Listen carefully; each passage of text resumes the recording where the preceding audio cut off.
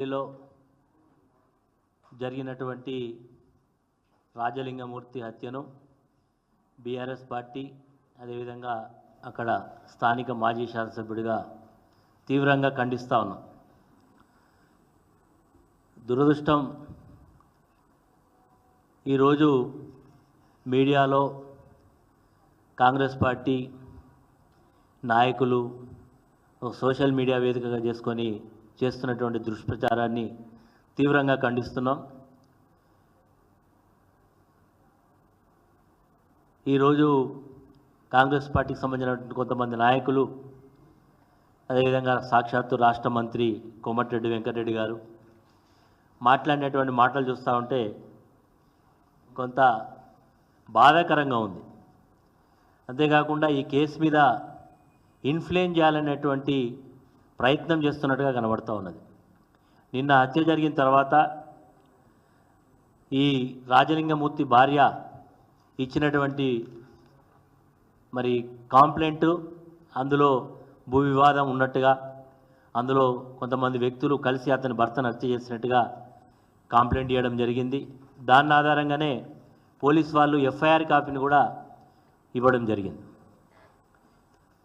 చాలా స్పష్టంగా చంపినటువంటి వ్యక్తులు పోలీసుల దగ్గర, మరి పోలీసులు పట్టుకున్నారా, పోలీసుల వాళ్ళు లొంగిపోయినా నాకు సమాచారం లేదు, కానీ పోలీసుల దగ్గర ఉన్నట్టుగా మాకు సమాచారం ఉంది.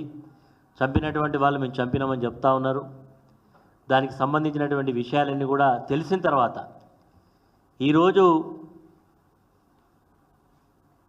వీళ్ళు మాట్లాడేటువంటి మాటలు చూస్తూ ఉంటే ఈ యొక్క హత్యా కోణాన్ని ఒక రాజకీయ దురుద్దేశంతో బీఆర్ఎస్ పార్టీ పైన, సాక్షాత్తు మాజీ ముఖ్యమంత్రి కేసీఆర్ గారిపైన, హరీష్ రావు గారిపైన, నాపైన చుట్టేటువంటి ప్రయత్నం చేస్తున్నట్టు కనబడుతూ ఉన్నది.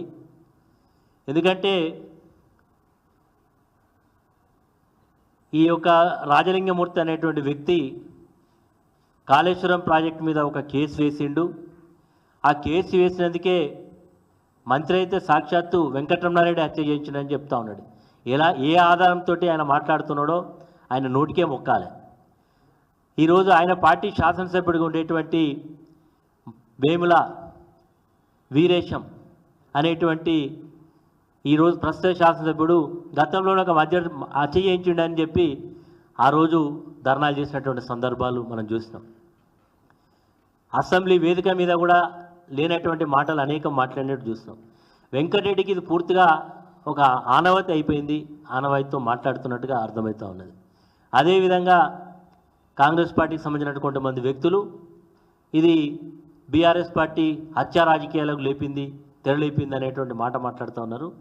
బీఆర్ఎస్ పార్టీ ఎప్పుడు కూడా హత్యా రాజకీయాలను ప్రోత్సహించేటువంటి సందర్భాలు ఉండవు. ఈరోజు రాజలింగమూర్తి గారు కేసు వేసిండ్రు. ఒకవేళ అందులో కేసు విచారణలో ఉన్నది, ఆల్రెడీ రాష్ట్ర ప్రభుత్వం కమిషన్ వేసింది, కమిషన్ విచారణ జరుగుతున్నది. ఈ కేసులో హైకోర్టులో బీఆర్ఎస్ పార్టీ తరఫున పిటిషన్ వేసినాం. హైకోర్టు దాన్ని స్టాప్ చేయడం జరిగింది. భూపాలపల్లి డిస్టిక్ కోర్టు ఇచ్చినటువంటి ప్రొసీడింగ్స్ కూడా మేము కోర్టులో చట్టపరంగా ఎదుర్కొనే సందర్భాలు మాకున్నాయి. కానీ ఈరోజు అక్కడ హత్య జరిగిన దానికి భూ వివాదాలే కారణమని, ఈ వ్యక్తికి అక్కడ ఉండేటువంటి కొంతమంది వ్యక్తుల మధ్య భూ వివాదాలకు సంబంధించినటువంటి పంచాయతీ నడుస్తున్నది, కోర్టులో ఉన్నది అనేటువంటి సందర్భంలో ఈ చంపినటువంటి వ్యక్తులు కూడా మన అక్కడ ఉండేటువంటి పోలీస్ అధికారుల దగ్గర కంప్లైంట్ చేసినట్టుగా, ఇతను వాళ్ళ మీద కంప్లైంట్ చేసినట్టుగా, మరి వాళ్ళు ఇరువురు కూడా మరి ఇద్దరి మధ్య వైరుధ్యం ఉందనేది చాలా స్పష్టంగా ఉన్నది. కాబట్టి అది ఆ కోణంతో చూడకుండా ఈరోజు మా మీద బట్టగాల్సి మీదే బాధ్యత అనేటువంటి పద్ధతిలో చేయడం ఏదైతుందో దీన్ని మేము తీవ్రంగా ఖండిస్తున్నాం. ఈ హత్యకు నాకు కానీ బీఆర్ఎస్ పార్టీ కానీ ఎలాంటి సంబంధం లేదు.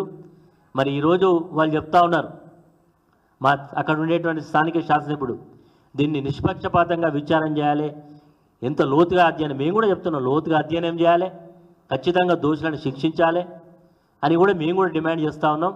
వారు ఏదో సిబిసిఐడి అంటున్నారు.